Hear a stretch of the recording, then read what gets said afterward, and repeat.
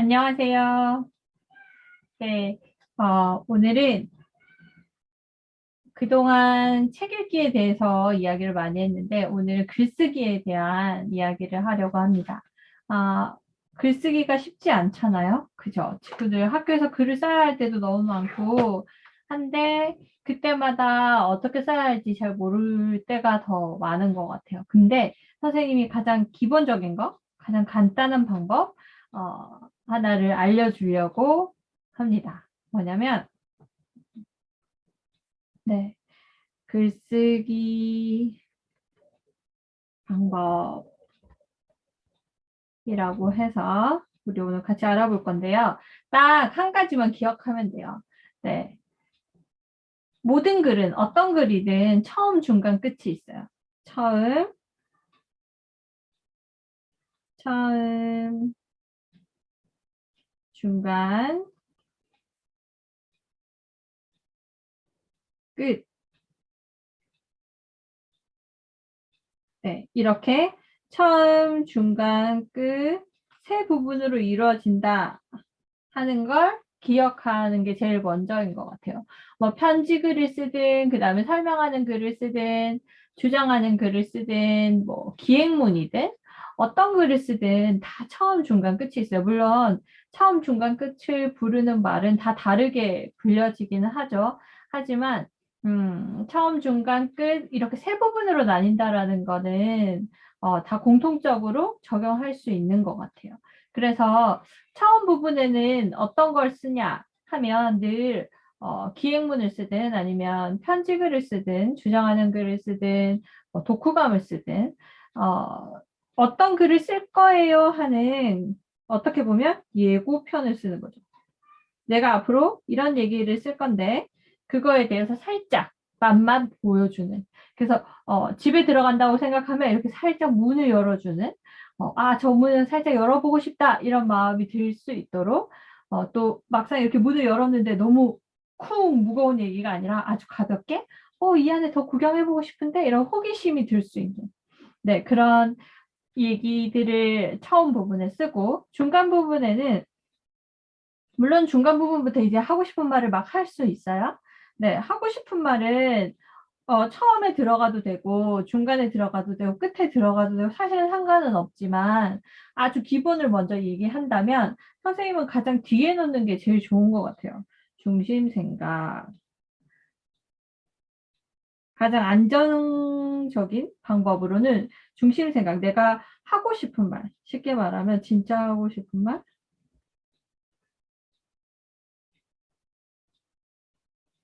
제일 끝에 가는 거죠. 그리고 이 중심 생각을 뒷받침해 주는 거, 사실은 그 뒷받침해 주는 그 근거, 이유가 되는 거, 네, 가 되는 거, 자세한 내용,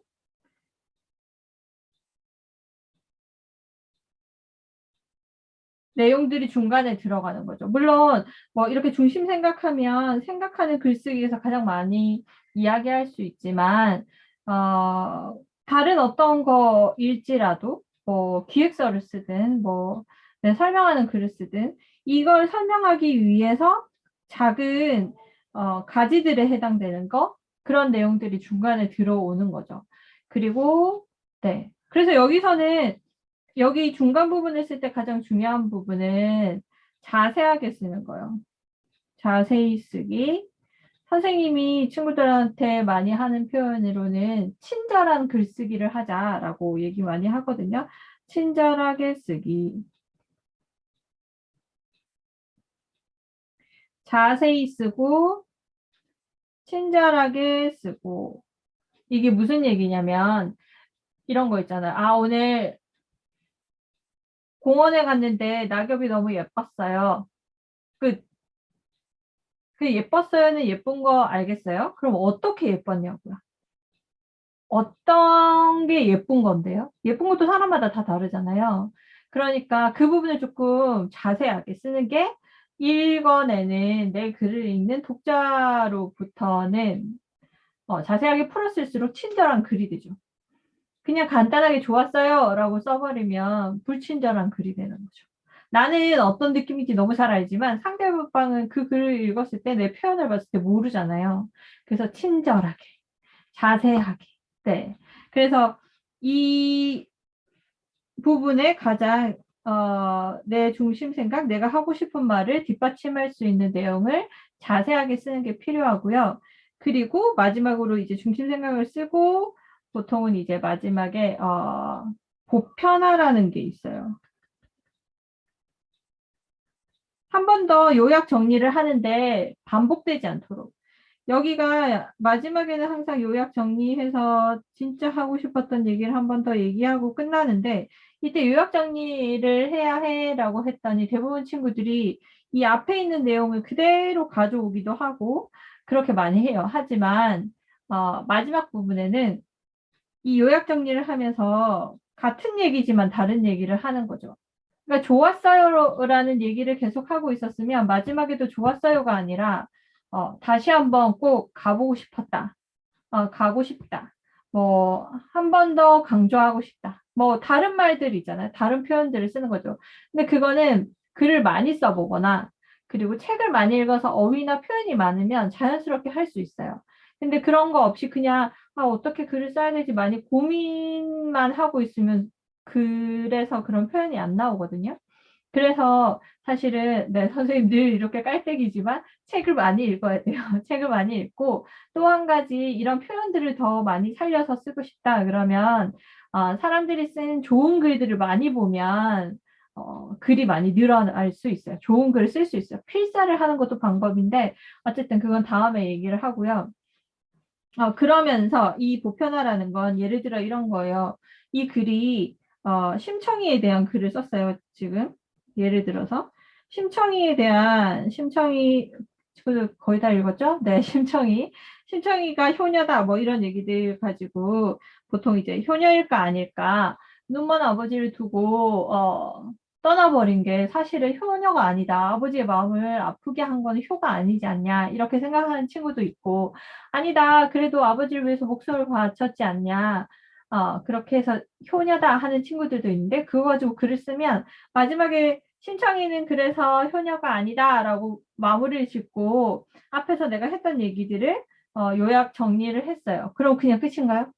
네, 그렇게 끝나면 이제 글쓰기의 하수인 거죠.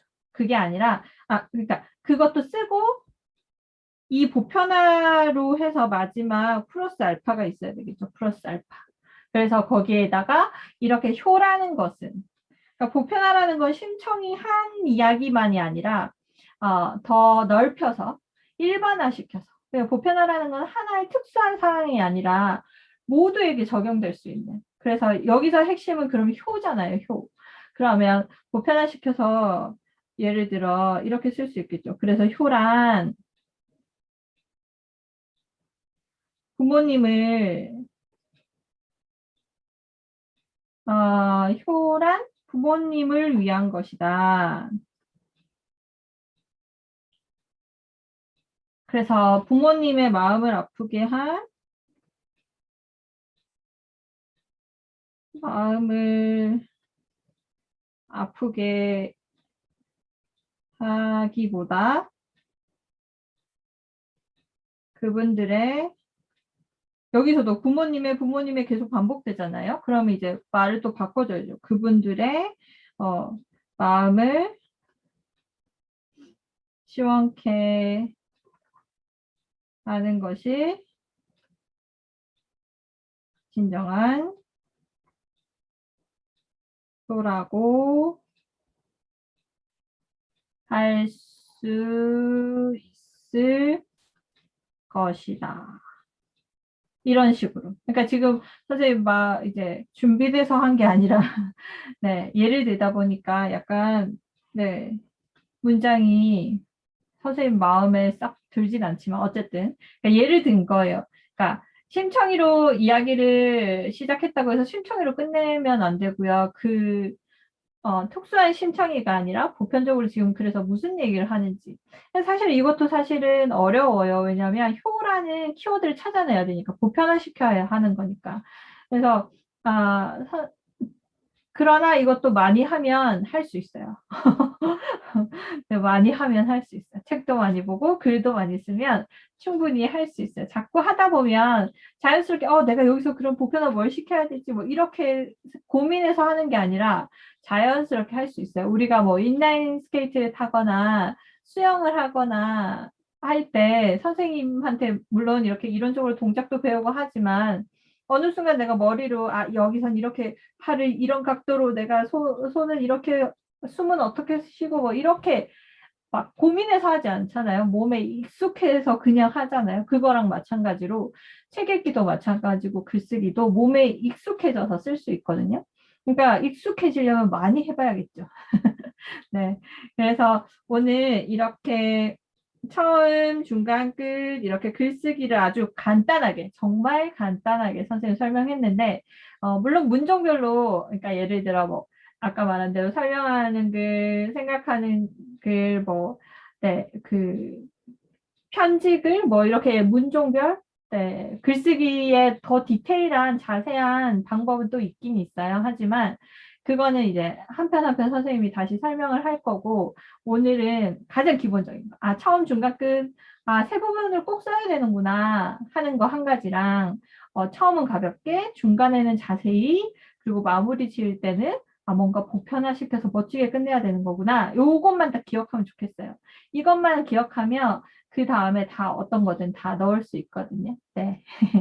자, 그래서 오늘은 글쓰기 방법으로 네, 처음, 중간, 끝 어떻게 이야기할 수 있는지 마지막까지 네, 얘기해 봤습니다. 우리 친구들 이 글쓰기 방법 기억해 놨다가 여러 가지 글쓰기에서 적용해 볼 수 있으면 좋겠습니다. 다음 편 그리고 그 다음 편에서 조금 더 자세히 네, 글쓰기 방법 얘기할게요. 네, 오늘은 여기까지. 안녕.